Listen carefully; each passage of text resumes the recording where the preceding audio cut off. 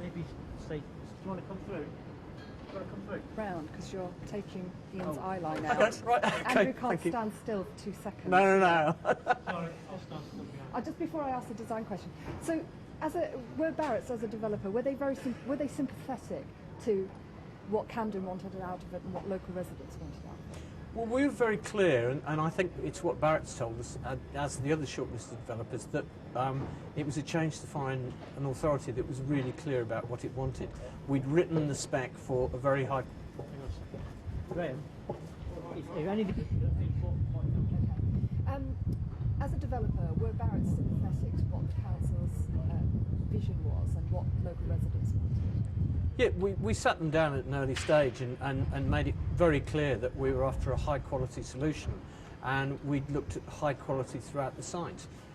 We'd shown with the library what we could do, and the theatre had shown what they could do. In fact, the theatre was shortlisted for the Sterling Prize for Architecture, and we made it quite clear to Barratt's that we wanted a very high quality solution, not only just for the leisure centre, but for the housing as well, and also in particular the social housing.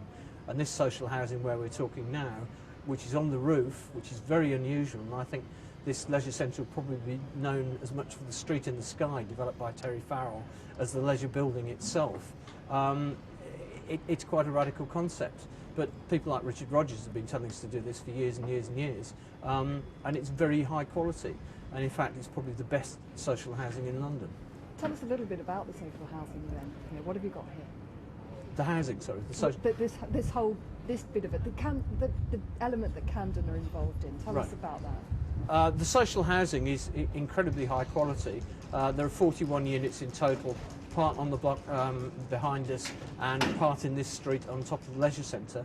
Our housing department said that what we really needed was larger units, because units for 5 and 6 people, and therefore we've created some of these on the roof here, going down two floors overall. But again, they're built to a very, very high quality spec, and I certainly would love to live in one of them myself if I was on the council house waiting list. This whole project, from beginning to end, taking into account is sort of some of the difficulties, but just working with a private developer like Barratt's. I think it's been an interesting an interesting. Excuse me, how many? That is quite repetitive. Okay then. So how would you sum up the experience then of working with private housing, a private developer like Barratt's from your point of view? It's been very positive. I think there've been learning issues for both of us, but it's been a very productive relationship. Wherever we've hit problems, we've talked them through. We've had a very good project management team working on it, and we've both had a positive view of what's needed and how we've got to build it out.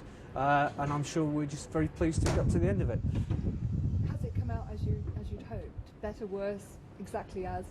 It's come out as better than we'd expected, I think.